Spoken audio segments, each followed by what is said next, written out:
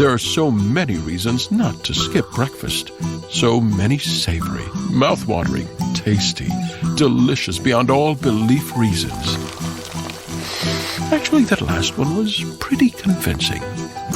Stop by for a McDonald's breakfast. Mix and match a sausage biscuit, sausage McMuffin, sausage burrito, or hash browns, any two for just $2. Price and participation may vary, cannot be combined with combo meal. With equipment breakdown coverage from American Family Insurance, you can protect all the things that keep your dream home running, from sudden mechanical or electrical issues. Because this sound shouldn't mean... Contact your local agent or visit amfam.com to learn more. American Family Insurance. Insure carefully. Dream fearlessly. Refer to policy for equipment breakdown covered losses, deductible limitations, and exclusions. American Family Mutual Insurance Company, SI, and its operating company, 6000 American Parkway, Madison, Wisconsin. Products not available in every state. The following is a Hoop Ball presentation.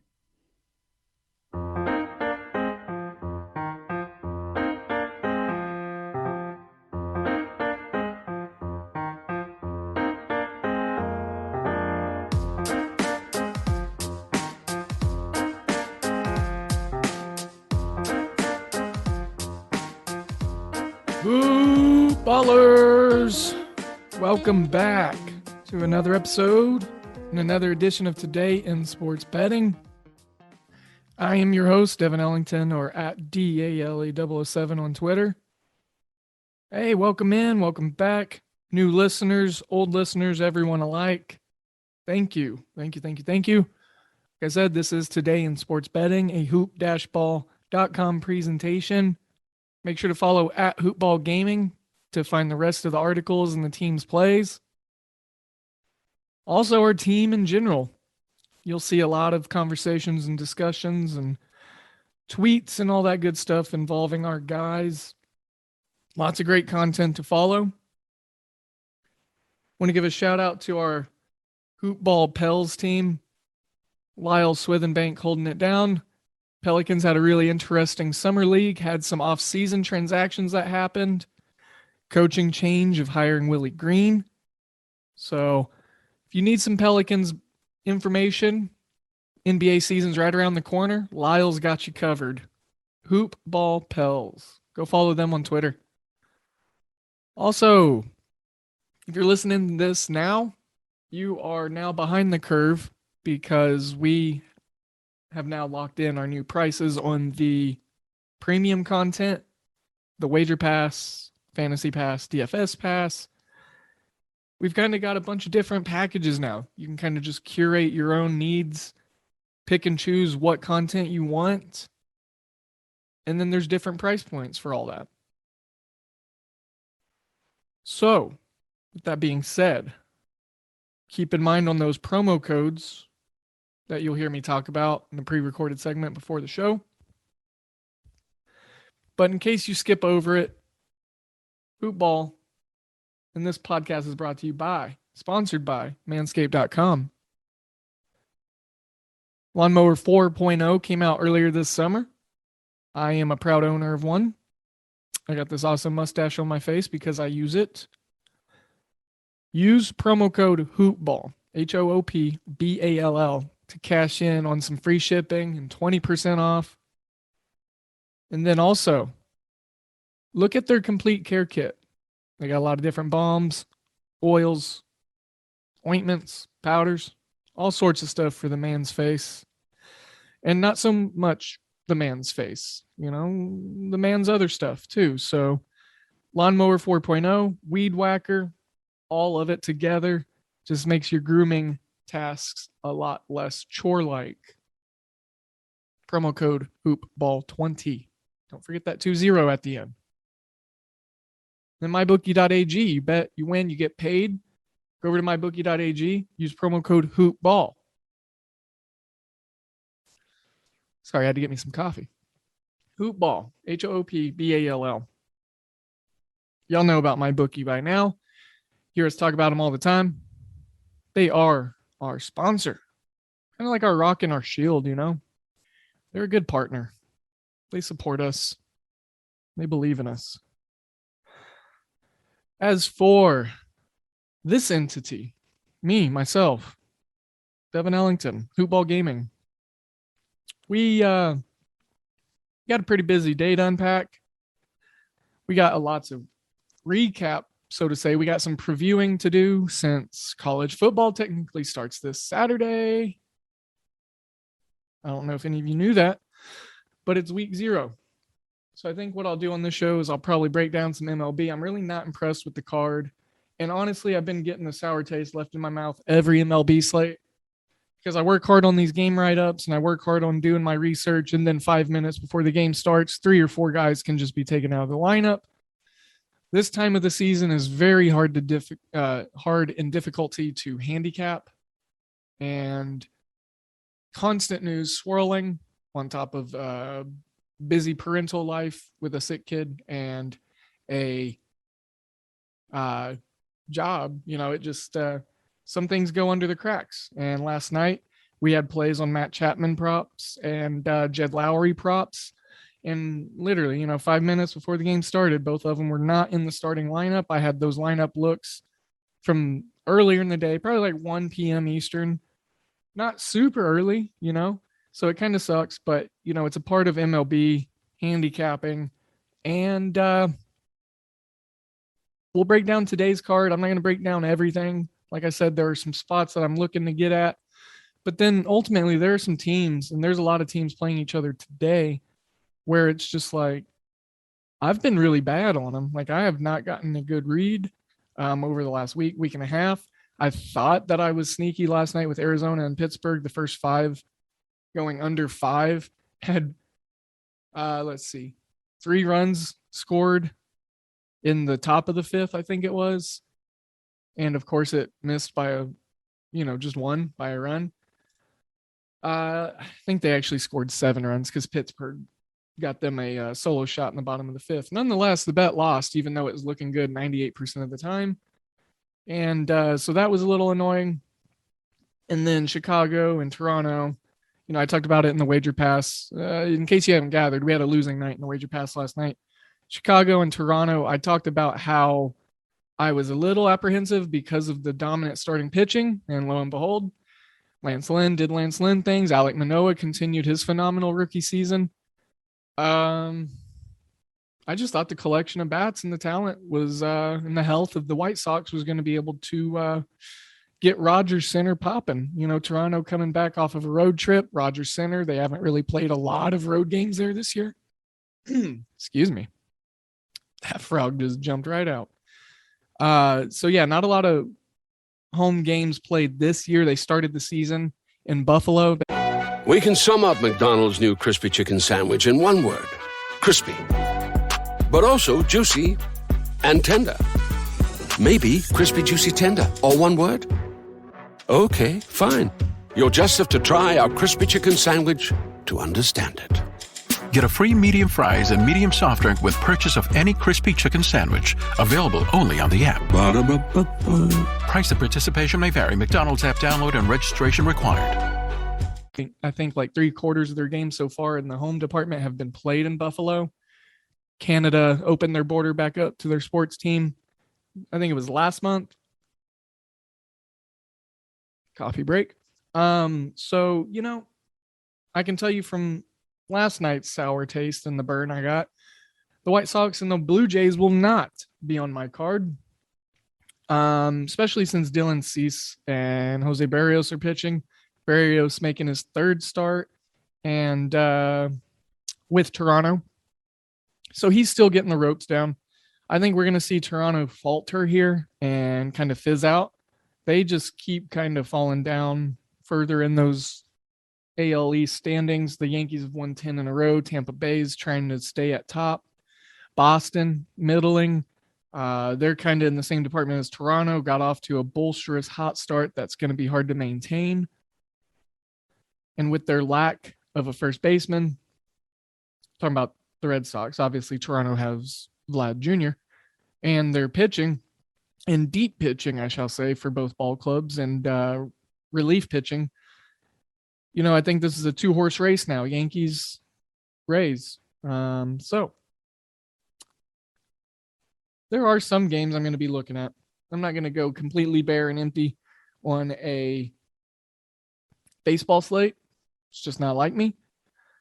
Chris Fleckson going against Cole Irvin. Excuse me.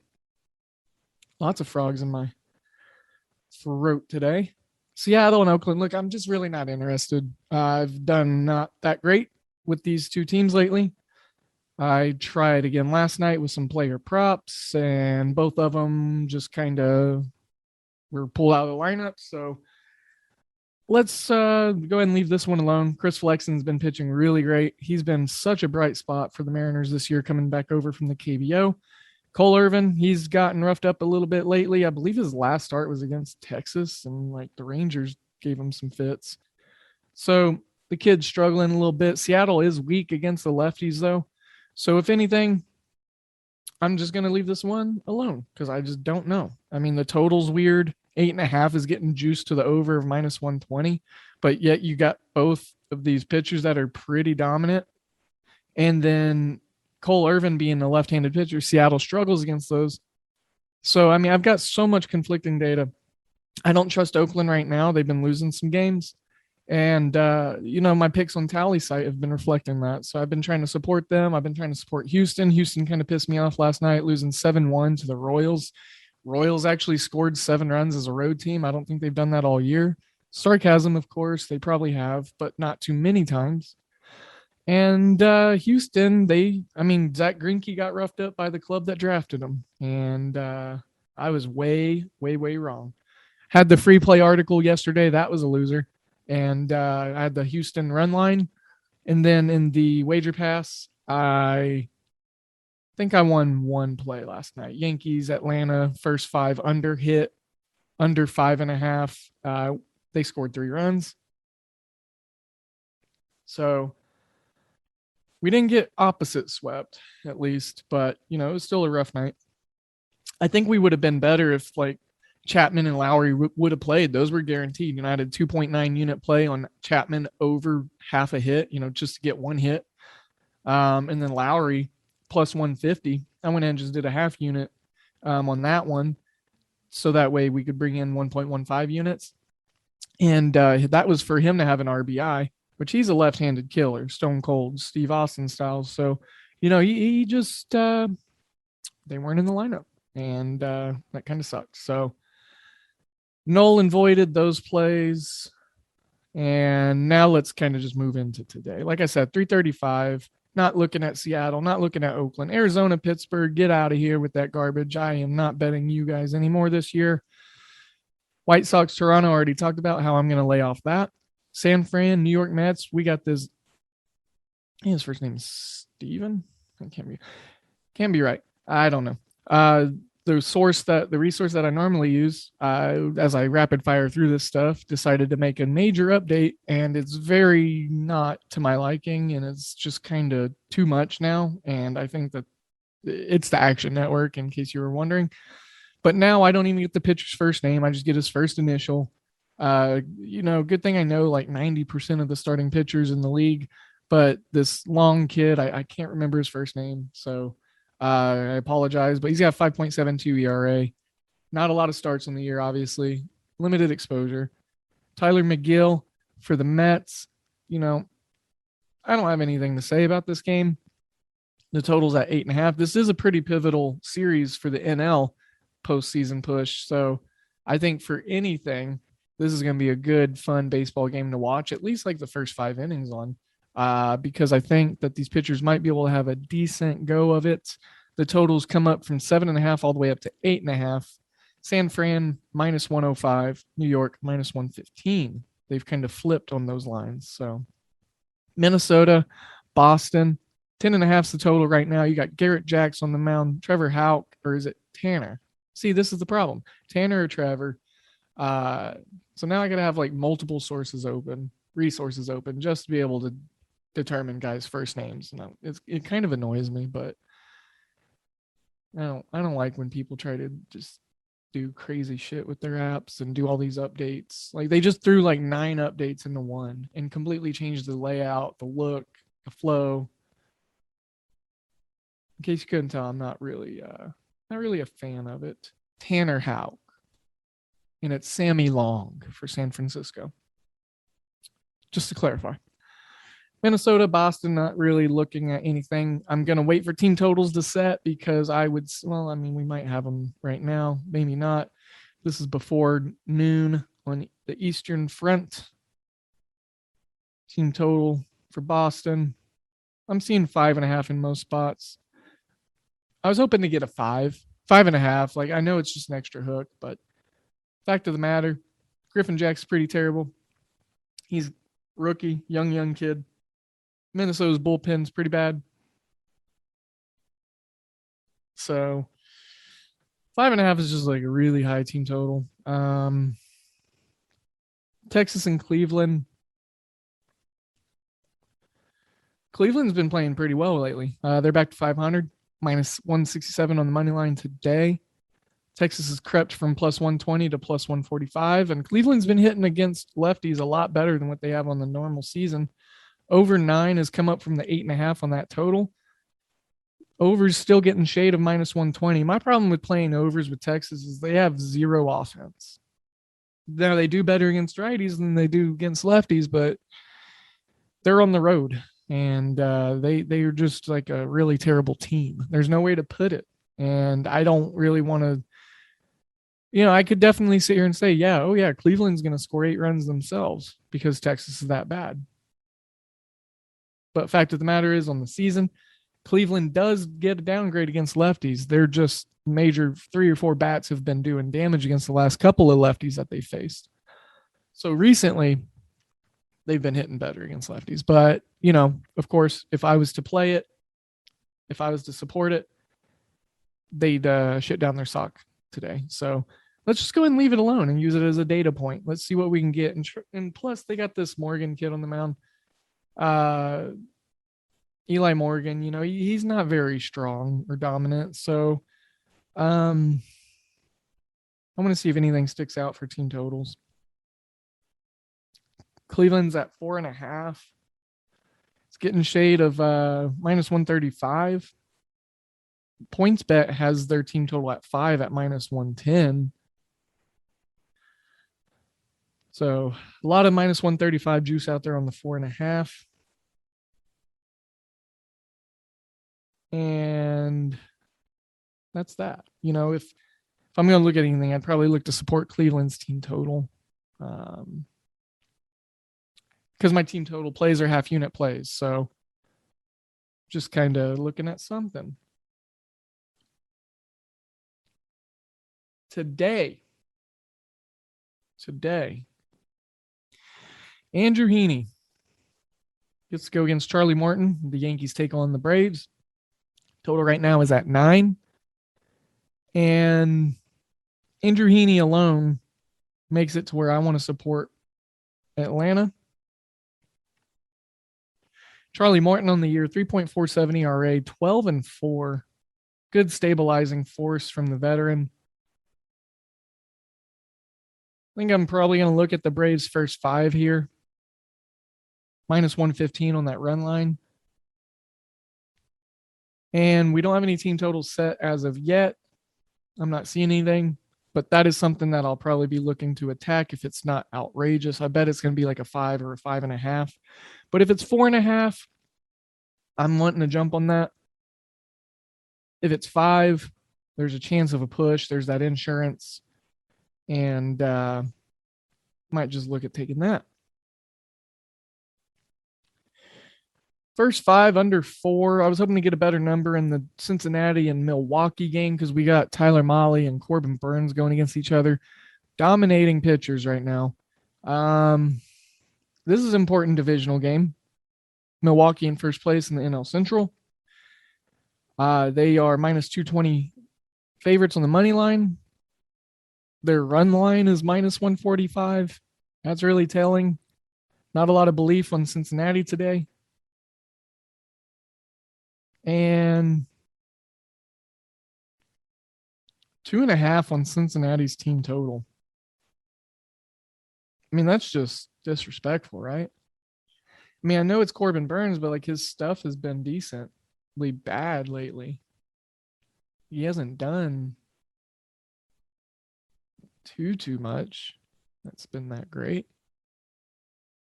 And my problem is Tyler Mahle struggles against the Brewers. They got a 250 average on them, a 190 ISO. They got 12 walks to 25 strikeouts. I mean, they still strike out. But, I mean, look, the Brewers strike out. Like, that's what they do. So they're up towards the bottom of the league. That makes no sense. Up towards the bottom. They're towards the bottom of the league in regards to strikeouts. I almost said average because I was looking at the word. So Corbin Burnes actually has some really good splits here against Cincinnati. 12 strikeouts, 6 walks. He's got 209 average allowed, 320 on base percentage, 326 slugging, which is nice and low, 646 OPS, which is nice and low, 295 WOBA. That's pretty low. 116 ISO is also pretty low. I think league average is right around the 110. So, but look, there's not. Joey Votto's got 10 at bats against Corbin Burnes, which is the most. Only 1 hit. Tucker Barnhart, 1 hit and 6 at bats. Eugenio Suarez, 1 hit and 7 at bats. And then Castellanos, Shogo Akiyama, Kyle Farmer, Jonathan India all have 1 at bat and, 1 hit and 3 at bats. So good early exposure looks for those 3 guys or those 4 guys. So Castellanos, Akiyama, Farmer, and India, if they keep their good looks against Corbin Burnes, I think they could scratch 1 or 2 across early, especially if Votto just hits himself a solo shot, which is what he just does now. Home runs in general since the All-Star break. It's crazy. Coffee. So yeah, this is honestly just a good baseball game. I'm really excited for this one. I would say let's do no run first 5s.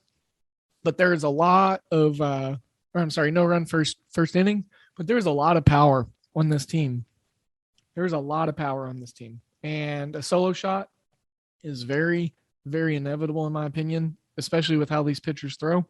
They like to throw in the zone. They throw it hard. So I wouldn't be shocked if a solo shot happens within the first inning. Now, what I might entertain and, get it looked up and looked at right here real quick. But the fact is that I like unders in a certain way. And I feel that if I look into like the under hits, runs, errors, that could be enticing. So let's see if it's too heavily juiced to play. But most importantly, let's see if there's any value there.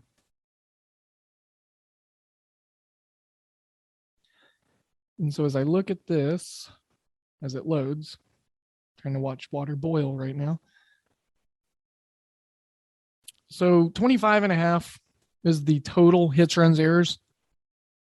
Over and under, both getting minus 115 shade. First inning hits, runs, errors in the first inning. Like I said, under 3, minus 165. Heavy juice there. And no score in the first inning is getting minus 125 juice. But like I said, there are just too many solo shot, homer-powered hitters in both of these lineups. And I just feel that with the fastball usage of both pitchers, one of these hitters are going to be able to definitely turn on one. But under 25.5 hits, runs, errors for the full game, I think there's some good value there. I do. All right, moving on from this one into, look, I'm not going to talk about Colorado and Chicago. There's just way too much going on with both these ball clubs in terms of behind the scenes, guys getting sent down, guys not coming back next year, prospects playing. Like these two teams, it's pretty much messy. So let me leave that off. I'll say that I'm not looking to talk Rockies, Cubs. 7:05. We've got 2 games that I really like. I'm not sure how I'm going to write these up yet. I'm sure it'll make it into the wager pass in some way. But Tampa Bay They opened at plus 120, which is very weird. I'm kind of trying to figure this out, this movement. But they opened at plus 120. I think what happened here is that Nelson Cruz moved up from doubtful to questionable, so they'll probably get Nelson Cruz back, but they will be without G-Man Choi, who's doubtful. Tampa Bay, that is, obviously. And Philadelphia, look, they went on that little hot streak, and now they're doing Philadelphia things. They're about to go at risk of getting back to 500, even though they're just 2 games above. Tampa Bay hits lefties really, really good. The Suarez kid, 1.47 ERA, 5-4 record on the year. Tampa Bay's money has moved a crazy amount. And like I said, they opened at plus money. Now they're at it essentially flip-flopped. It mirrored. It was plus 120. Now it's minus 120. In most spots, I got minus 123. I like Tampa Bay to win outright. Tampa Bay in the first 5. They got their guy Drew Rasmussen on the mound. He's a righty, 3.3 ERA. I think he's probably going to be used as like an opener, mid-range guy. But over 4.5 is getting shade in the first 5 of minus 115. And the money line in the first 5 is very, very close. Minus 113 for Tampa Bay, minus 110 for Philly. So I think ultimately I may just want to stay away from that. And then if I look at some team totals, Tampa Bay, they're at 4.5. And that's something that I'm definitely going to roll with, especially against a lefty. They have been doing exceptionally well against left-handed pitching since the trade deadline and since they got Wander Franco called up and paired with some other guys. Randy Arozarena, Lowe. I mean, they got some guys throughout this lineup that are just going to be able to do some damage. And then Philly's bullpen is absolutely garbage still. So Tampa Bay, I love all the Tampa Bay today. Angels, Orioles, Dylan Bundy taking on his old club in Camden Yards where he used to get shelled every start. So 10.5 is the total. Obviously going to be looking at playing the over. It's up from 10. And the under originally was getting not so much juice, so better odds. This is honestly weird. They got Spencer Watkins on the mound for the Orioles. He's still pretty bad. Both pitchers have at least a 5.5 ERA or higher. 6.04 for Bundy, 5.63 for Watkins. And look, I think the over's in play. And if I look at the first 5, ooh, my goodness. First 5 over 5.5. That's crazy. My bookie has it at 6. Under 6 getting minus 110 treatment. Over 5.5 over on BetMGM getting minus 125. That is just nuts. Absolutely bonkers.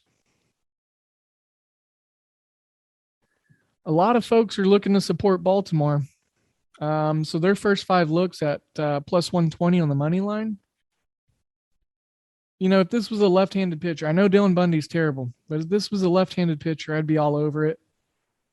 Baltimore's just not doing it for me, especially against the righties. Cedric Mullins is like the only thing that offers anything. They got 2 guys under 200, under the Mendoza line. Pedro Severino hits 233. Mountcastle, Mancini, they hit right around 260. So, not looking to see anything too bright in this spot. I wanted to look out some team totals, but again, it's Dylan Bundy. I give pause because the Orioles are going against a righty. Their team total set at 4.5. If it was 3.5, I think I would have jumped on it. But it looks like that Vegas is relying on Baltimore to, and wow, their money line is dropping like crazy It was literally just at plus 125. It's at plus 110 now. Like literally when I just started talking about this. So if you want to support an underdog, I think Baltimore is probably the best one tonight. I'm going to wrap up the MLB talk with a game featuring Detroit and St. Louis, Casey Mize, Jack Flaherty. This is a rematch of the 2006 World Series. I think it was 2006. Let's see. Computing, trying to get my database archives pulled up. Let's see, 2006. I would have been in, let's see. My freshman year was 2007. And I remember being in middle school when these two teams played. So, yeah, 2005, 2006 season. I think that sounds right. 05, the White Sox won it. 06, the Cards won it, I believe. Yeah. I think that's how it works. Look, this is going to be a good game. We got Casey Mize. We got Jack Flaherty, which Flaherty's been untouchable like he was before his IL stint, after he's gotten back off of it. And I think that both pitchers are going to come out and have a really good day. And let me go ahead and take the under in the first 5 at 4.5. It's getting minus 120 shade over at BetMGM. Jack Flaherty's just been way too good. Fact of the matter, though, I'm a Cubs fan. I think this is number 33 on the year. 34 maybe. I just can't back Cardinals right now. I just can't. I'm leaving the NL Central alone in regards to supporting those other teams. Because when you lose a bet and then you're a Cubs fan and you're trying to support other teams in the division, like, A, it feels weird. But B, it's like an extra burn because it's like, of course, like you a-holes, like, of course you would do that. You know, it's like you have this double negative vision on them now. So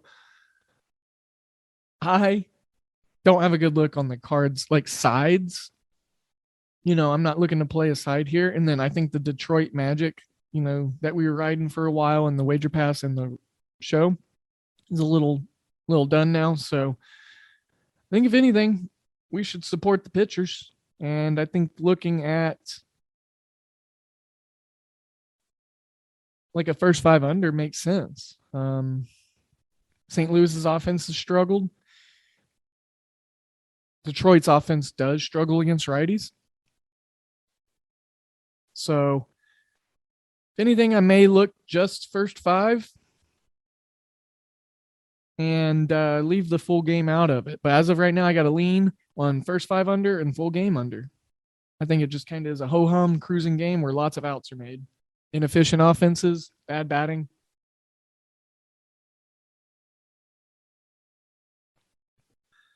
Let's wrap it up with the Dodgers and the Padres. Padres just fired their pitching coach. He's put like more pitchers on the IL than anyone. Larry Rothschild. The Padres didn't have injuries or major pitcher elbow injuries like they did. I don't know what I'm trying to say. Before Larry Rothschild, the Padres pitchers did not have this amount of terrible season-ending, career-changing injuries.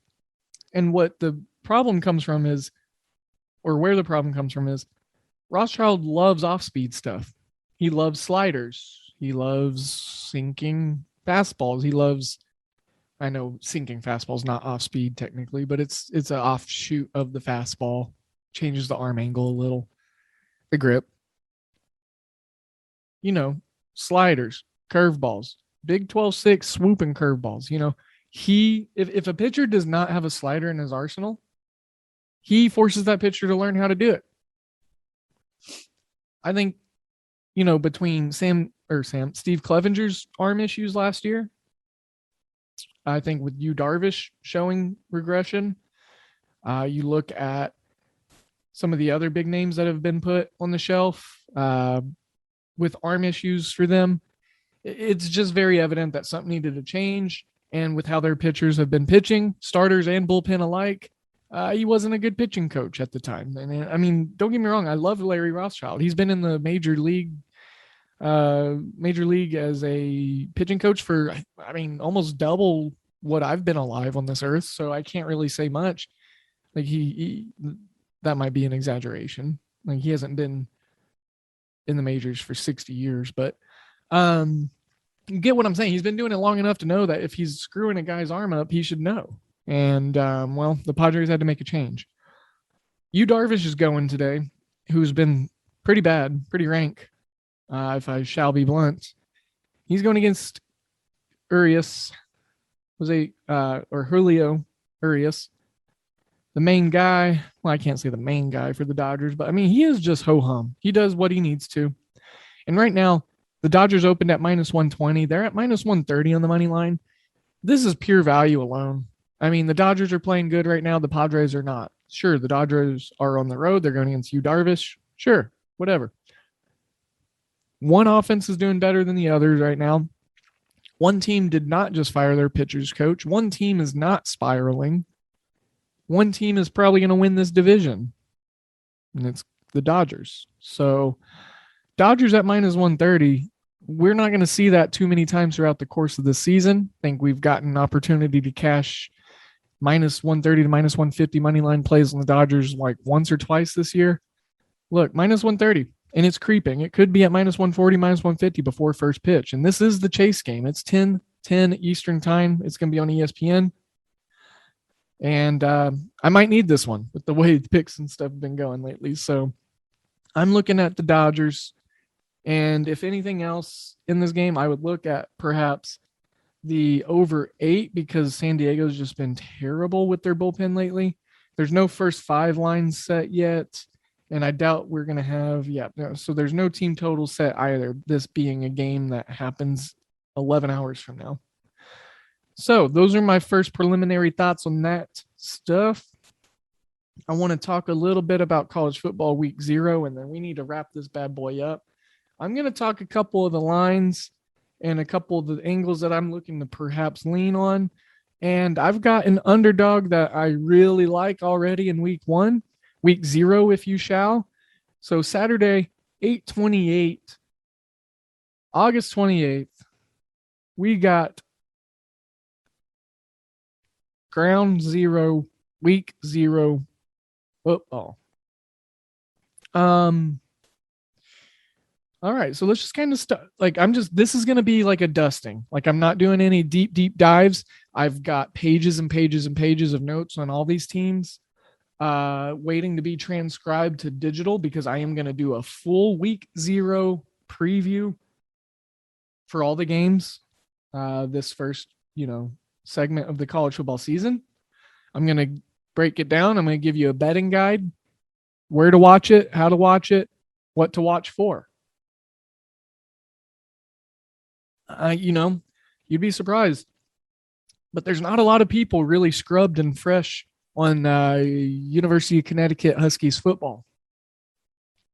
But I tell you what, I am.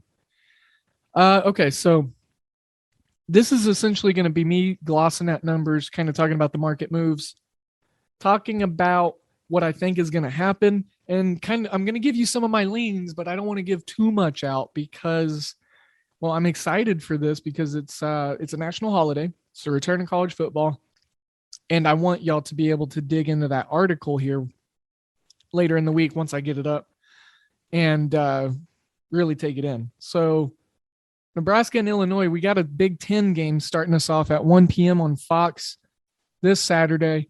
And the Illinois Fighting Illini are the home underdogs. They are getting a round number of 7. This line opened in the early parts of summer at -9.5 for the Cornhuskers. Look, the Cornhuskers are under investigation now. Unpopular opinion in the Lincoln area. Maybe not. I don't know. I've never been to Lincoln. But I don't think Scott Frost is the guy. I don't. I think he caught lightning in a bottle in UCF. He had some good foundational pieces over there. He built decently, but then it was easy to take the Nebraska job because I think he knew where his trajectory was going to go. Nebraska's facing sanctions, and they ain't even really got any impressive recruiting rankings in. So he's cheating, allegedly. The school is cheating, allegedly, and they're not even getting any results. So they're trying to get a leg up, and they still can't stand. So Illinois, I just want to say that this team has a lot of NFL talent on it between both lines. Their linebacking core, they return a really strong armed quarterback. Look, I said I didn't want to give too much away, and this is going to be a free article, so it doesn't matter if I really spill too much of my Easter egg beans here, but Illinois is plus 220 on the money line. This is look, I don't know how to put this, but I like Illinois. I do. I like them with the points. I'm going to be taking the points. +7 is still getting shade of -115. So lots of faith is being lost on Nebraska. Like, Nebraska's got a dynamic quarterback. They had a really down year last year. They got all this stuff in place. They got a decent recruiting class that came in. Sure. They're Nebraska. They're in the Big Ten. But they're the bowels of the Big Ten. Like, they are the toilet paper that was used to be wiped on the undercarriage of, like, Ohio State and Northwestern even. This Nebraska team is terrible. I like I said, I don't believe in Scott Frost. There's a lot of times that we've seen the school's golden child, like their beautiful quarterback or like one of their main key players, come in and try to lead them back to the glory days. And it just doesn't work. And that's okay. That's okay. I mean, Oklahoma State's gotten lucky with, like Mike Gundy, but they've not won a national championship. They've barely been in play for a Big 12 championship since his tenure's been there. And like, he's just done a whole lot of winning. Like, he's had a lot of average years. He's done a whole lot of double-digit wins, but ultimately it's consistent. Scott Frost isn't offering any kind of consistency or trajectory, in my opinion. This is year 3. This is the year, it's like, or I think it's technically 4, but it's like a make or break year for new coaches, right? Year 3 is when we expect them to be, okay, now their system's implemented, their recruits are in, let's go. I still just don't see it with Nebraska. I don't like what I'm seeing in regards to what they return, the coaching staff around Scott Frost. I think this program and this college right now, athletically speaking, is just kind of in the dumps. So with that being said, it makes so much sense for me to look and see where the market was going, see where they're still opinionated at, and lean with the home underdog that's returning NFL talent linebackers. They got 2 linebackers that could be in the NFL. They got 2 guys on the defensive line that could be in the NFL. I think 4 of their 5 starters on the offensive line could be in the NFL. They return a dynamic backfield. They got guys that could probably be 6th or 7th round draft picks at the least in the running back position. And don't forget, Illinois brought in Brent Bellema. Say what you want about his tenure down in Arkansas in the SEC, but year in, year out, that was a challenging task. And before that, you look at how much winning he did at Wisconsin, of all places. I think he went to 3 straight Rose Bowls or something like that. He went to 3 or 4 total Rose Bowls. The guy's a winner. He's got coaching pedigree on his staff. He's got NFL talent in his lineup. He's got NFL talent in his coaching staff. And then, former NFL head coach Lovie Smith had him set up with some good pieces coming into this. So, you know what? I'm looking at the NFL caliber of talent and coaching, and Illinois sticks out. They stick out in this game. Then at 2:00 on the CBS Sports Network, we got the Yukon Huskies taking on the Fresno State Bulldogs. Fresno State -27.5. Home favorites. 62.5 is the total. There's been no movement on that. I will backtrack and say that 55.5 was the opener for Illinois and Nebraska. It has come down a hook to an even 55. If you watch the fantasy footballers, then you understand where that reference is coming from. Anyways, so 27.5 is a lot of points. But UConn did not play football last year. The year before that, they were probably the worst Division I college football team for the last year and a half before the COVID year last year. Fresno State is dangerous this year. I just want to point out they are returning a lot of guys. They are returning a ton of talent. And then where people are going to maybe overlook them is the defensive side of the ball. But I feel that Fresno State's pass rush and their linebacking play is going to be key early in the season as they get rolling. I feel that this is a game that Fresno State comes in, controls. But, I talk the way I did about UConn and their team, but they actually got some good pieces in and back. And, a lot of production from the better years before the COVID stuff. They've had a couple of weird years here. And they got a coach that coached them to prior success back in Randy Edsall. And if you remember Edsall, he had this team in the New York Six Bowl in 2014. So getting back to the glory days, we'll see how the second tenure goes. I think this year is going to be a little rough for UConn, obviously. 27.5 is a lot of points. And as of right now on the side, I just cannot lock in. I want to see starting quarterbacks named first. We're starting to see that with a lot of schools here. And if anything, over 62.5 offers some water weight for me, and it's holding on to some value there because Fresno State, their offense alone is going to be dynamic and firing. It's just a little weird with these first games trying to go the over because it's it's like the first game action for all the offenses and the continuity and all that chemistry. So UConn, I think, is going to have a chance to put up, 20 points because Fresno State's going to be scoring so much. I talked about Fresno State's defense being upgraded, but they still got a lot of work to do, and it's the first game of the year.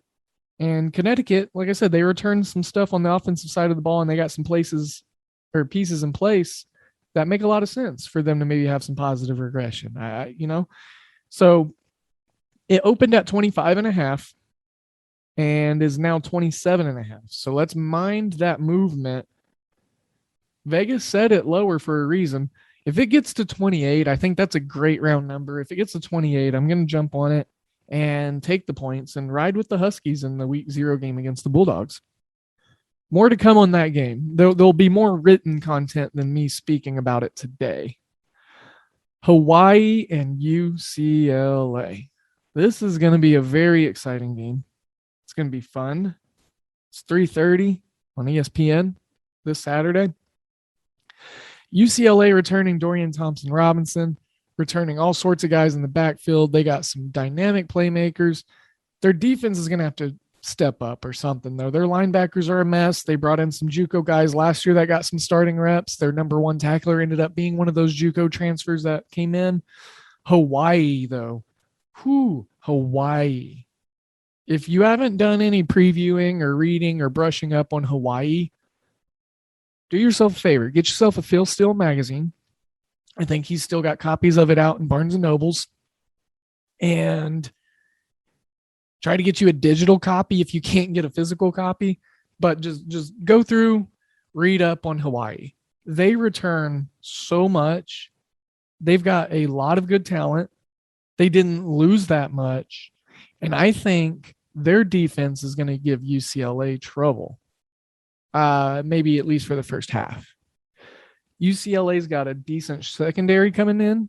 They've got some very talented players on the defensive line. They've got continuity on the coaching staff. I say that, but this is Todd Graham's, I think it's technically his second year coming over from Arizona State, where he was with them from 2014 to 2017. Look at what they did as a defense in those years. He had dynamic playmakers like Eno Benjamin in the backfield down there in, where is Arizona State at? I was going to say Tucson, but that's Arizona, obviously. Arizona State, where are they located? I usually know these things. Shame on me. Anywho, Arizona State was humming with Todd Graham down there. I love this hire as a coach. They get some offensive linemen back. They get some key leaders back. They got a strong arm quarterback. They got a dual threat quarterback. They've got a smart quarterback. So I think UCLA definitely cannot overlook Hawaii here. I know Hawaii's off of the island, but they're just coming into California. So if anything, it's closer than what they could have done. And I think this is going to be a hard-fought game. And I don't know how much stock to take into this opening number of plus 9.5 for the Warriors. I mean, it's gone all the way up to 18. I don't know if that plus 9.5 was maybe a weird preseason look or whatever, but it's saying that that's where it opened. And right now it's at 18. So, I mean, folks thought very early on that Hawaii was less than a 10-point underdog on the road against UCLA. And I think their defense is going to be huge. Dorian Thompson-Robinson had a lot of turnover issues, and that offensive line needs to do a better job of protecting him. They got a lot of stuff to prove, and they're going to have a tough task, I think, in the trenches. And the totals come down from 70 to 68.5. I think we're going to see a lot of running, a lot of run game stuff, a lot of play action, a lot of quarterback runs. 68.5, that total, 65 is kind of like my number on this one, just with what I'm seeing coming back in defensive efforts for Hawaii. I really like Hawaii in this week 0 game on the points, on the spread, not the money line. That's a little tall. I think, one more. Here we go. Let's say I kind of got mismatched there. Okay, so this one is kind of just a easy one in my opinion. New Mexico State. I think they were one of 3 college teams last year that did not play football. Them, UConn, and Old Dominion all opted out of their seasons. And New Mexico State was pretty terrible before that. So looking at UTEP, because it's the primary focus here, trying to figure out what they brought back, how good they're expecting to be. UTEP opened at minus 7.5. The current line is 9 or 9.5. BetMGM has it at 9.5. I 88% of the money already coming in on UTEP, University of Texas El Paso. I used to live down the street from this fine university when I was in the United States Army down at Fort Bliss. A really amazing stadium, really cool to drive around the curve of the highway. You got Juarez, Ciudad, Chihuahua on your left on the south side, and then you're sandwiched between on the north side, the UTEP Stadium, the Sun Bowl. So very cool, very great football stadium. This game is going to be played at New Mexico State, though, which is not that far off. I think Las Cruces is where New Mexico State is, and it's like maybe a 40-minute drive at most from El Paso. So lots of money coming in on UTEP, deservedly so. And look, the fact of the matter is they got some bruising backs, and the coach that they got in place here is all about physicality. I think the trajectory of UTEP is pretty decent. They had a really good year last year. Speaking on terms of program success and historically speaking, they are minus 290 on the money line in most spots.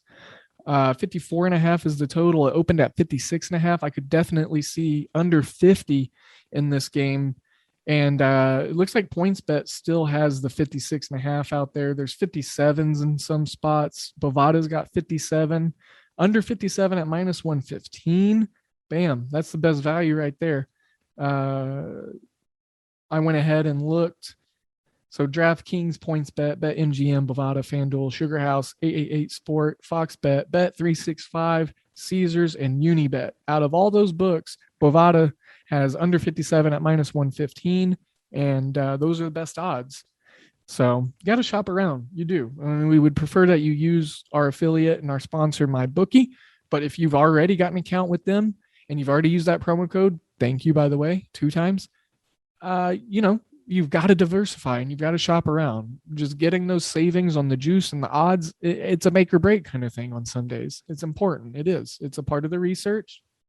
It's a part of becoming a savvy sports bettor and just taking in data. It's one of those things that you just got to roll with. So long story short, I just really like UTEP here. There is crazy juice on the money line at minus 285, 2.85 units just to return one. I get it. I'm not recommending that. I'm not trying to sell you on that. It's not going to be in the premium. Personally speaking, if I see money on the table, I'm going to grab it. If everyone else is done eating and they left food on the table, I'm going to eat it because that's the type of person I am. So minus 285 for someone that I think not only wins, but wins handily and they cover the spread. To me, there's still value in that. I know. And it's a new approach that I've taken into my gaming approach, my betting approach. If people leave scraps on the table and you're still hungry, keep eating, So that speaks volumes to me. I think UTEP could definitely be a good 2 or 3 leg parlay piece on that day. And, really looking forward to this week 0 stuff. Fresno State on the money line. Yeah, no, we're not even talking about that. Maybe like a UCLA, UTEP. UCLA is -714. Whoa. Some of these things are just like ridiculous. So the best money line you can get for UCLA is with Fox Bet, and that is minus 714. So I'm not going to go off on trying to suggest that to you and figuring out what 2 or 3 other legs to put it with. That's not worth either one of our time. But I'm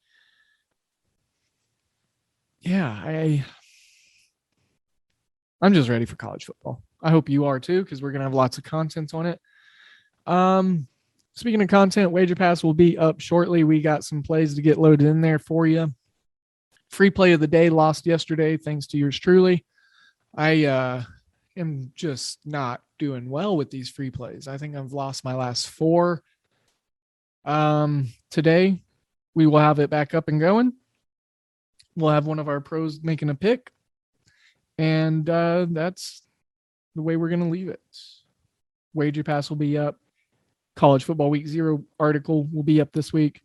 You'll have some scrubbing to do, giving you some homework. Read about Hawaii. Coffee. So, with that being said, let me bid you adieu. Send you all of my good vibes. Sending you all of my positive energies. I hope that you have a great, wonderful, safe day. Make sure to help someone out. Be kind out there for someone if you can be. If you need something good to happen to you, I am hoping that it happens for you. It will happen for you. So help someone out. Let positivity come into your life. I am thinking of you. I appreciate y'all listening.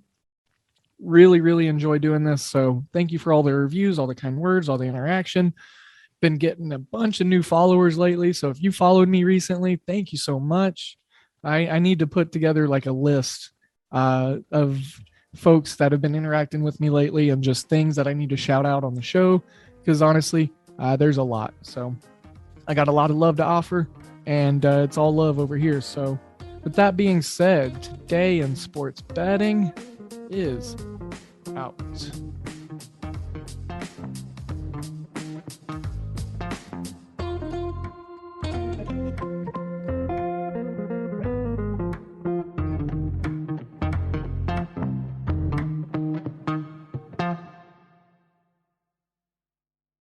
This has been a Hoop Ball presentation.